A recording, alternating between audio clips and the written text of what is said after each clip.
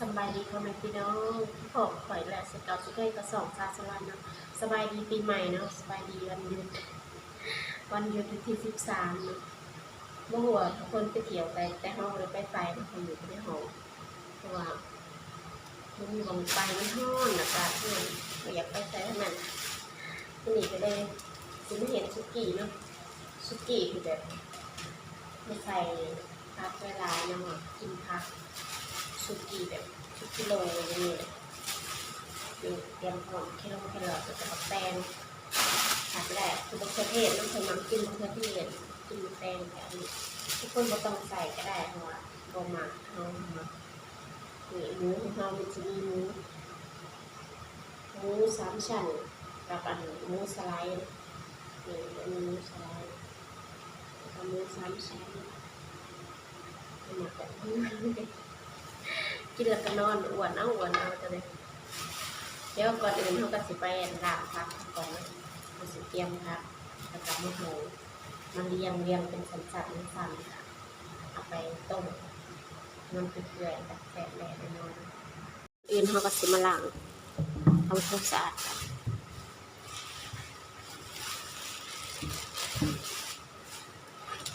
อันอากาศขาวนี่เอาอันนี้ง่ายมันจะแบบหวาน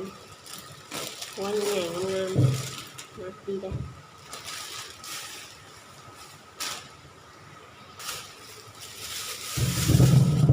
มักแตงส่วนนี้หายากเนาะแบบหน่วยกับขี้ไหลนี่จะหน่อยแต่กระบอกเป็นยังคือจะมักเล่นนี่คือมักเล่นร้านพม่าเนี่ย15 บาทแล้วก็ปลาไหลเนี่ยหมักแบบนี้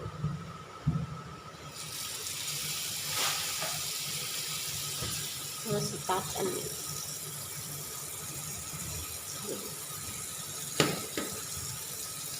ตัดออกแล้วนี่ออกมันจะเป็นยังนี่เป็นแผ่นๆ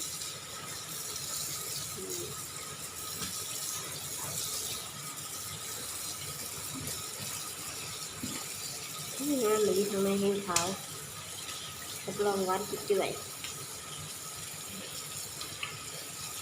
แทนน้ำห่วนเพียงตัดแบบนั้นนะเลย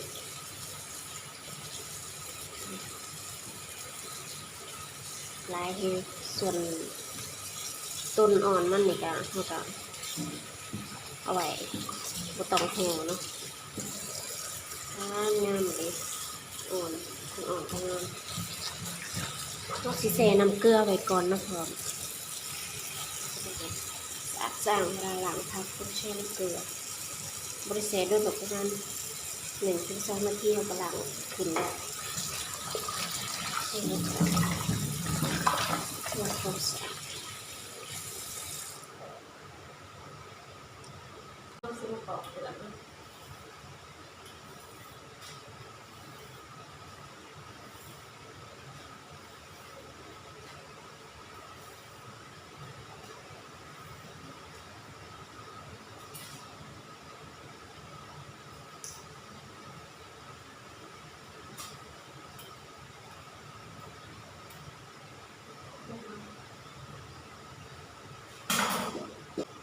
ส่วนแตงเขากับปอกเปลือกคือกันเนาะปอกคือกันกับแครอทเวลากินจะนุ่ม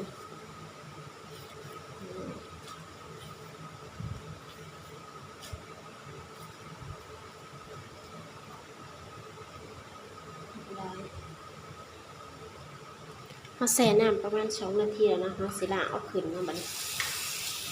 ล้างทุกอย่างเอาขึ้น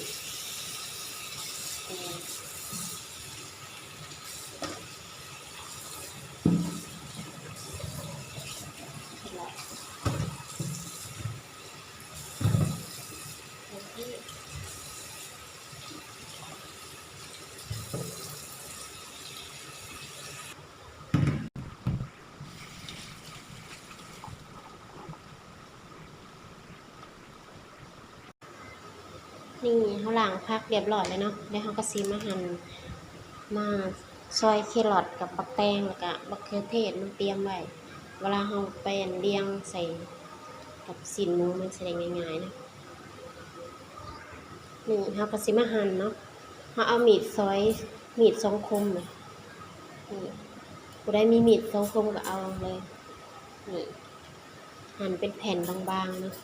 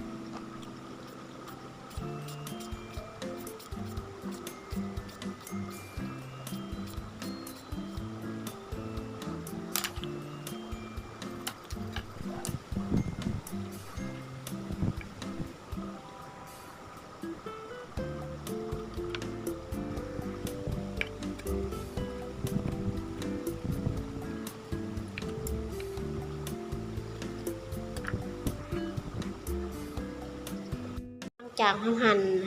พานบางๆเรียบร้อยแล้วเนาะนี่มะเขือเทศเราก็หั่นเป็นแว่นๆมะแตงก็หั่นเป็นบางๆสิเพื่อเรียงส่วนในมะแตงเราบ่ได้เอาเนาะถ้าเราใส่น้ำนี่มันบ่เป็นแว่นแบบนี้นะมันสิขาดกันเลยเอาแต่ขาวๆข้างนอกนี่เดี๋ยวเราสิมาเรียงผักบัดนี้กับหมูมาบัดนี้เราสิ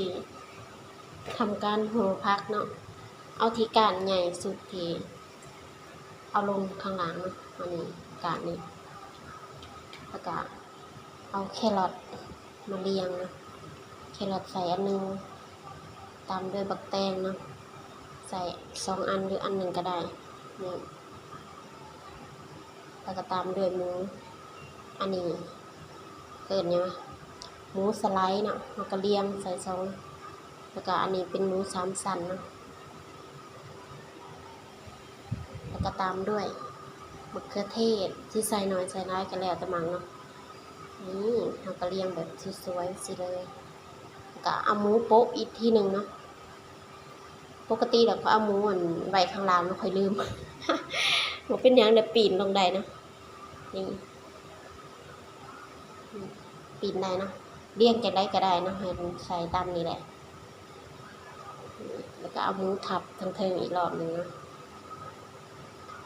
แล้วก็หมู3 ชั้นตามด้วยผักเฮ็ดไปเรื่อยๆจนกว่าห่อนกาว่ามันนั้นสูงแล้วค่ะก็สามารถตัดครึ่งบอนนี้เนาะแล้วก็ไปเรียงใส่หม้อเพื่อสิเอาน้ำซุปราดทำการต้มเนาะเอาหมูลงก่อนเนาะตอนเมื่อกี้ลืมแบบเฮ็ดกิน3 รอบเลยแซ่บก็เลยมาบอกสูตรซื้อถ้าผู้ใดแบบบ่มักยากแบบฟรีเนาะเอาทุกอย่างโยนลงหม้อจบ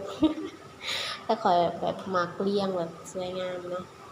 ก็เลยแบบเฮ็ดแบบยุ่งยากนิดหน่อยนึงนี่จะเรียงบักเลนลงไปเลยนี่สวยๆจ้ะตามด้วยหมูเรียงขึ้นเรื่อยๆเรื่อยๆเรื่อยๆแล้วก็มันก็ถ้าต้องบีบลงนิดหน่อยนะเพราะว่าเวลานั้นสิใส่2 แผ่นหรือแผ่นหนึ่งก็ได้หมูแล้วแต่สะดวกเลยจ้าใส่แครอทมะแตงตามด้วยมะเขือเทศเฮ็ดแบบนี้ไปเรื่อยๆจนกว่าหมูกับผักมันสิเบิดเนาะแล้วก็ทับหมูอีกรอบนึงเรียบร้อยประมาณนี้นะแล้วก็ทับนี่เฮากะว่าว่างสูงแล้วเนาะเดี๋ยวเฮาสิตัดครึ่งแล้วก็ไปเรียงใส่หม้อเนาะค่อยๆตัด จะเปลี่ยนเป็นมีดใหญ่ดีกว่ามีดหน่อยมันตัดบ่ถนัดมันหน่อยโพดนี่เอามีดใหญ่มาตัดไงดิ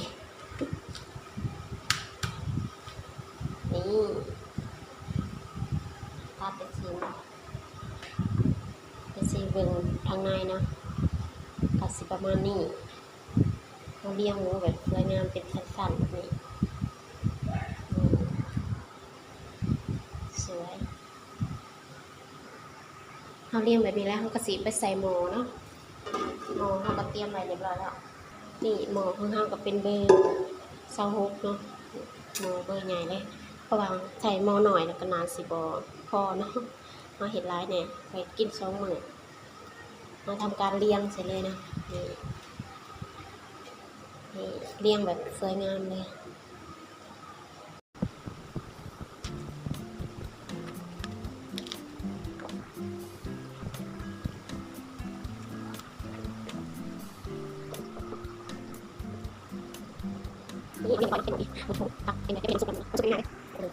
นี่คือหม้อน้ำซุปนะคะเสร็จแยกแล้วก็ค่อยไปเทใส่มีรากผักชีต้นหอมบะแมนกระเทียมรากผักชีกระเทียมตามด้วยน้ำมันนิดนึงเนาะขัวซะก่อนนะขัวให้มันนั่นเดี๋ยวเปิดแก๊สกันขัวให้มันหอมๆเราค่อยเอาน้ำลงเนาะการคั่วน้ำซุปของเราจะได้หอมๆเอาไปตั้มก็ได้เนาะตั้มแบบ3 เกลือใส่พริกไทยก็ได้แต่ว่าน้ำซุปของเรามันสิขุ่นเนาะมันบดไตเราก็เลยใส่เป็นรากผักชีกระเทียมพอนี่เราก็เทน้ำลงมาได้น้ำสะอาดลงแล้วก็ต้มน้ำสะอาด1 ลิตรนี่เรียบร้อยเราสิมาปรุงกันเนาะนี่ใส่ข้าวนอก2 ก้อนใส่ลงไปเลยตามด้วยรสดีใส่ลงไปนี่2 ช้อนหน่อยนี่ตามด้วยน้ำตาลเนาะใส่ครึ่งทัพพีตามด้วยน้ำมันหอยใส่1 ทัพพีเนาะใส่ไปเลยตามด้วยซอสปรุงรสใส่ลงไปเลย1 ทัพพีกับอีกครึ่งหนึ่งเราได้เห็ดแบบน้ำซุปหลายๆกับปรุงเพิ่มได้เนาะเราก็ได้ประมาณนี้แหละเครื่องปรุงถ่ายสุดเนาะน้ำปลามันใส่บะไลทำมันสีเค็มใส่ประมาณช้อน1พอปรุงประมาณนี้แหละข้าวนอก2 ก้อนปรุงง่ายๆแล้วก็ต้มน้ำให้มันเดือดให้ข้าวนอกมันละลายแล้วค่อยไปเทใส่หม้อที่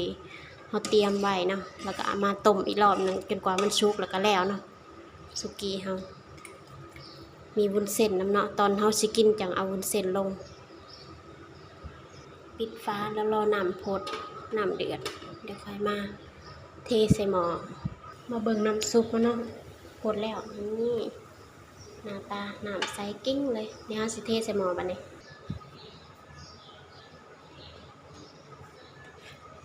เทลงหม้อเลยเนาะน้ำซุปของเราก็ซิมเบิ่งมันจะออกเค็มๆเนาะเดี๋ยวน้ำผักน้ำหมูน้ำแครอทออกมามันก็จะเอาหวานๆนัวๆแบบนี้มันก็สีกลมกล่อมพอดีงามกับนี่น้ำ1 ลิตรพอดีเลยกับหม้อเราก็สิไปต้มแล้วก็ให้หมูมันสุกแล้วก็เราสิมาเบิ่งอีกรอบนึงเนาะว่าสิเป็นหน้าตาเป็นจังได๋เดี๋ยวไปขังหม้อต้มในมาเบิ่งหม้อเนาะเป็นจังได๋สุกแล้วน่ากินบ่ทุกคนพ่อแม่พี่น้องกินข้าวน้ำกันพ่อแม่กินข้าวกินสุกี้ หิวข้าวจะตาลายนี่สุกี้แบบสุขภาพดีเด้มีผักมีแครอทมีกระเทศมีมะแตงเนาะน้ำซุปของมันก็จะหอมหวานของผักเนาะนี่นัวๆมาเด้อไปกินกันแซ่บๆซุปเรียบร้อยเนาะเห็นว่าน้ำซุปมันใสปิ้งเลยนี่ใสกิ๊ดเลย สีเหลืองทองอลาม